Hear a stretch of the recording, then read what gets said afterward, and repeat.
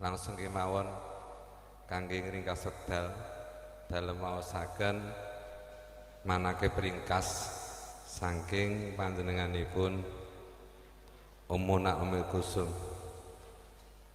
dengan mengharap ridho dan maunah dari Allah Subhanahu wa taala dan rahmat serta salamnya semoga selalu terlimpahkan kepada Nabi Muhammad sallallahu alaihi wasallam. Ibu Nyai Ummuna Ummul Kulsum adalah putri dari Bapak Haji Yasin, seorang yang sangat mencintai para kiai atau dikenal dengan istilah muhibbin, sehingga tidak jarang uangnya dihabiskan untuk membantu perjuangan para kiai. Ummuna Ummul Kulsum hidup di sebuah kampung kecil di tepi jalan Pantura, yaitu tepatnya Desa Palebon, Kecamatan Duduk Sampean, Kabupaten Gresik, Jawa Timur. Beliau dilahirkan pada tanggal 4 April 1965. Pada usia 14 tahun, ayahanda Ummuna memutuskan untuk memondokkan beliau di Pondok Pesantren Langitan, sebuah pesantren tua dan masyhur.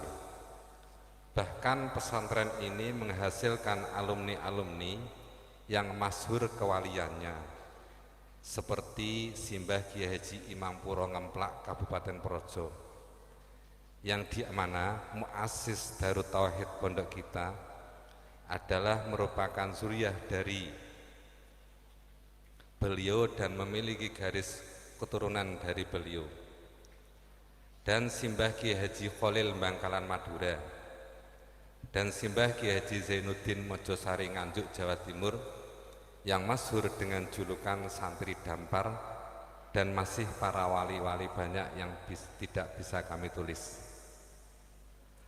Pada suatu hari, Abuya As-Sayyid Muhammad bin Alawi Al-Maliki radhiyallahu anhu rawuh ke Indonesia.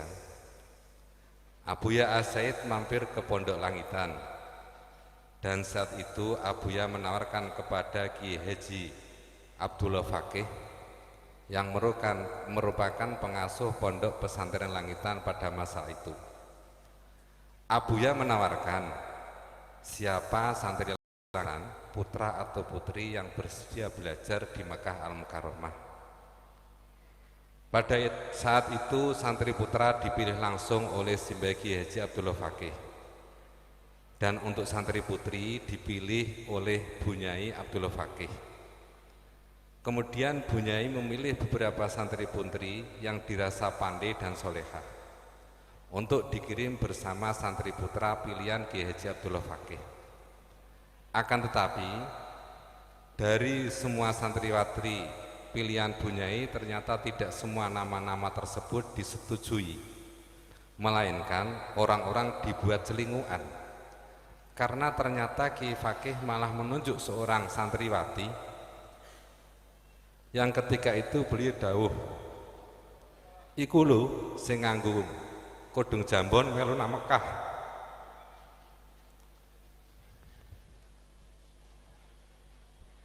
Dan betapa kagetnya ternyata santriwati yang dikehendaki oleh Kiai Fakih adalah Ummuna Ummul Kulsum. Dengan rasa gembira dan terharu, si Ummul Kulsum ini menangis sembari mengucapkan Subhanallah, Masya Allah, Alhamdulillah. Hal ini menunjukkan bahwa Kiai Fakih memilih tidak berdasarkan basariyah, melainkan berdasarkan basirohnya. Dan ketika Simbah Kiai Haji Abdullah Fakih sudah dawuh sesuatu, maka tidak ada yang berani menyanggah, karena pada masa itu beliau dikenal dengan sebutan Kiai Langit, yang bahkan ketika PBNU Pusat kesulitan menyelesaikan suatu masalah, selalu minta petunjuk kepada beliau. Kemudian santri dan santriwati yang terpilih tersebut dibawa ke Malang, karena saat itu Sayyid Muhammad masih singgah di Pondok Pesantren Nurul Haramain Malang. Dan ternyata tidak semua santri dan santriwati yang terpilih tersebut direstui oleh Abuya Sayyid Muhammad radhiyallahu anhu. Di sini ada sesuatu yang menakjubkan, yaitu santriwati yang pertama kali direstui oleh Abuya Sayyid Muhammad radhiyallahu anhu adalah santriwati yang sama yang ditunjuk oleh Kiai Haji Abdullah Fakih, yaitu si gadis berkerudung jambon yang tidak lain adalah Ummuna Ummi Kulsum muda.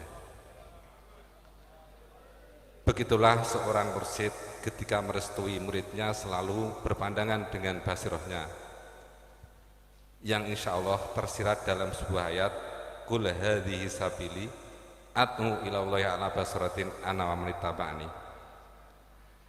Sesampai di Mekah beliau nyantri di Rusaifah dan waktunya dihabiskan untuk khidmah kepada keluarga Sayyid Muhammad radhiyallahu anhu, sehingga beliau pernah bercerita, aku sering kurang turu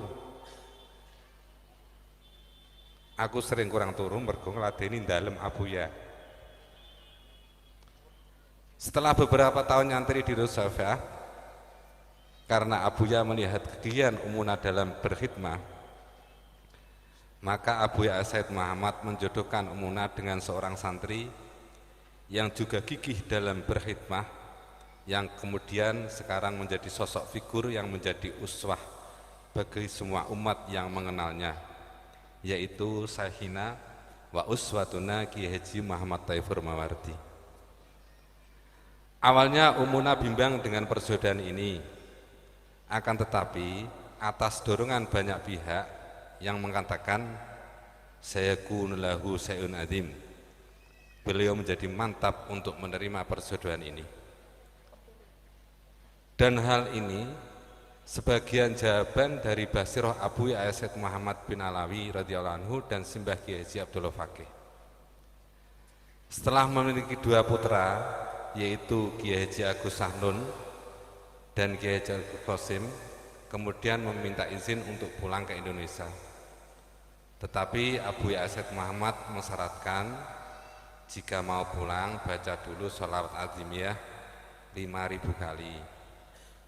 Belum genap 5.000 kali, Ummuna ditemui Rasulullah yang mengizinkan suaminya untuk membawa pulang ke Indonesia. Setelah di Indonesia, Ummuna selalu setia mendampingi Abuya Taifur berjuang dalam berdakwah dan nasrul ilmi, dalam keadaan suka maupun duka. Bahkan pernah suatu ketika di saat Hari Raya Idul Fitri,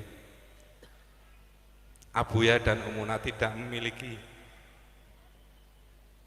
apapun kecuali hanya nasi putih.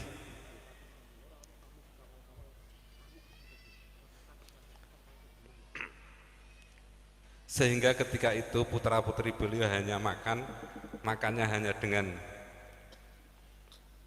nasi putih tersebut dan berlaukkan garam yang dikasih minyak matang atau dinamakan dengan jelantah. Abuya dan Ummuna saat itu hanya bisa menangis karena melihat putra-putrinya makan sangat lahap dan sampai kehabisan nasi.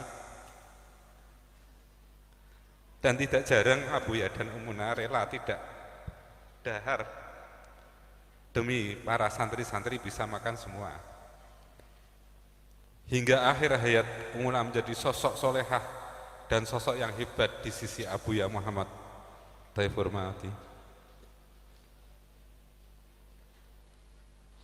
Demikian manaqib ini kami susun dengan sangat ringkas. Jika terdapat kekurangan atau ketidakpasan, maka kami sangat menunggu dan menerima untuk diteruskan. Semoga manaqib ini bisa menjadi suri toladan bagi kita, dan semoga kita selalu mendapatkan berkahnya dan petunjuk dari Allah Subhanahu wa Ta'ala. Billahi taufiq hidayah. Wassalamualaikum warahmatullahi wabarakatuh.